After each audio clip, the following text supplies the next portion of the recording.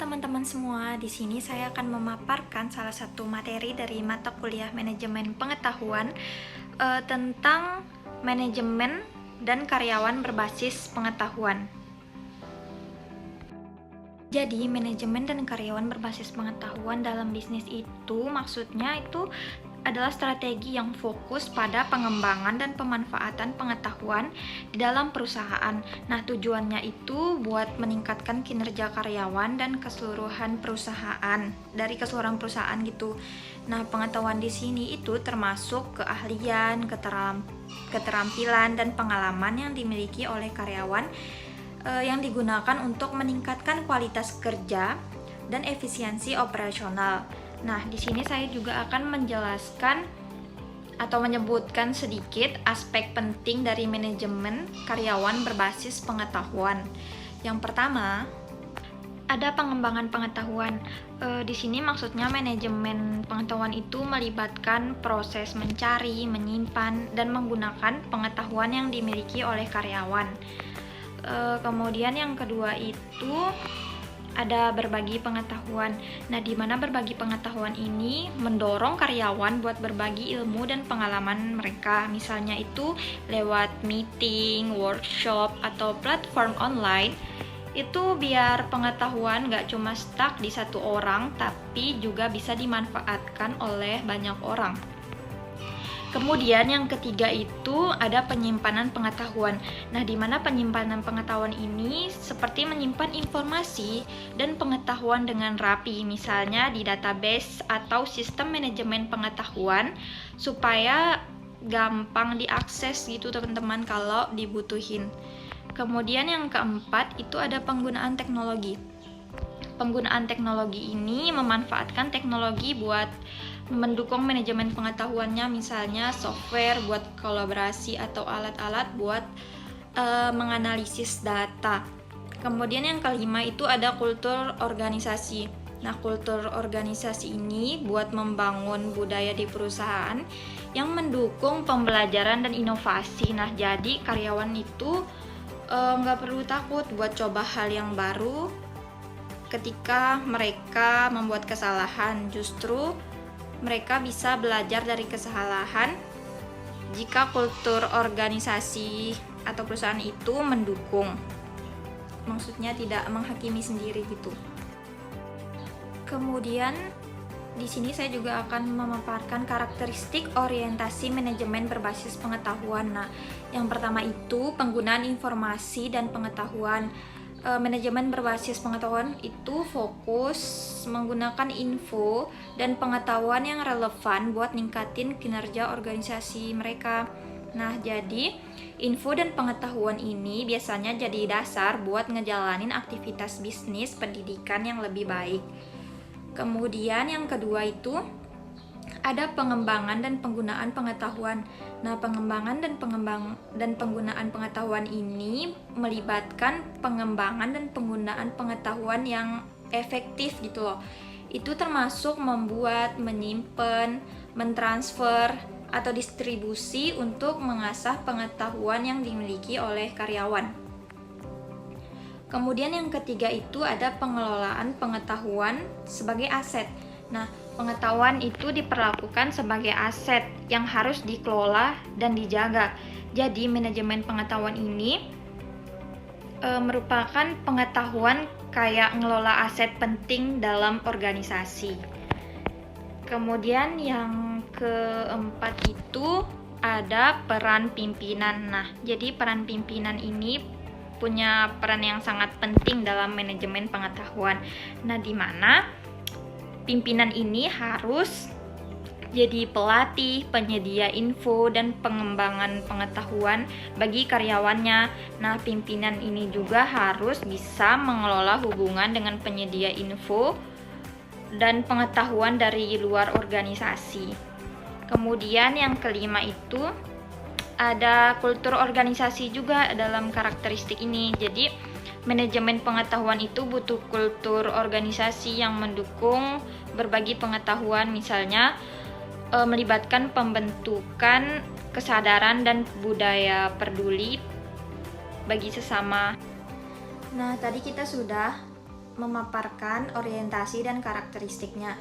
Di sini kita akan memaparkan pekerja berbasis pengetahuan. Nah, pekerja berbasis pengetahuan itu apa sih? Jadi, pekerja berbasis pengetahuan itu adalah orang atau pekerja profesional yang bawa nilai gitu buat organisasi lewat keahlian, pemikiran yang kritis dari mereka, dan keterampilan interpersonal mereka.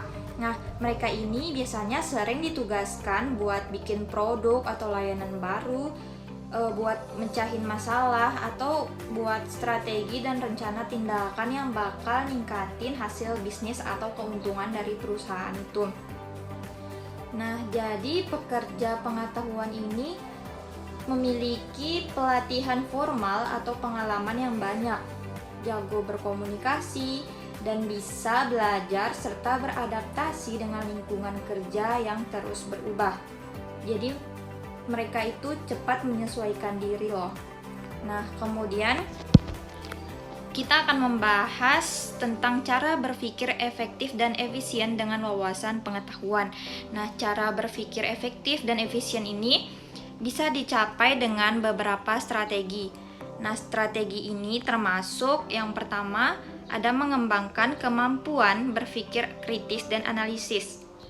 Salah satu cara buat ningkatin kemampuan berpikir ini adalah dengan mengembangkan kemampuan berpikir kritis dan analisis. Caranya mengevaluasi informasi dengan kritis dan objektif, ajukan pertanyaan, pertimbangkan argumen dari sudut pandang yang berbeda, dan cari bukti buat mendukung argumen itu.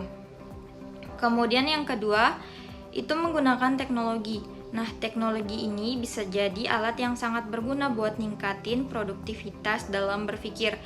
Dengan teknologi ini sendiri, pekerja bisa menghemat waktu dan usaha buat mendapatkan pengetahuan dan keterampilan baru, serta bisa meningkatkan kemampuan berpikir kritis dan analitis mereka.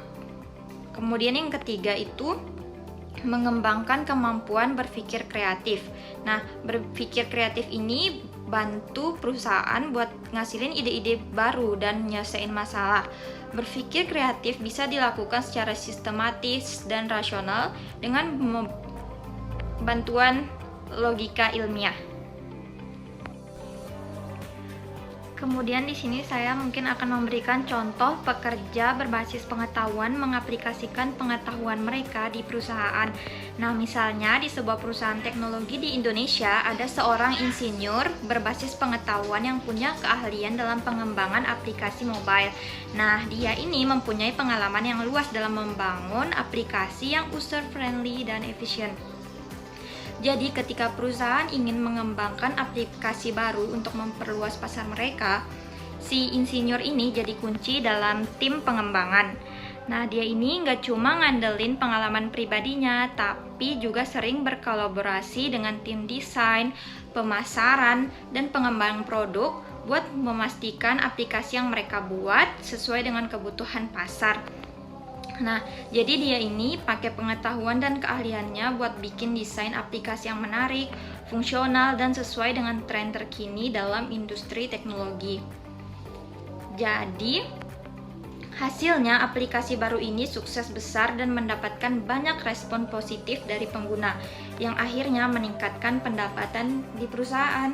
Nah, jadi si insinyur ini memiliki berbasis pengetahuan benar-benar membawa nilai tambah yang besar buat perusahaan dengan menerapkan pengetahuannya secara efektif dalam proyek ini.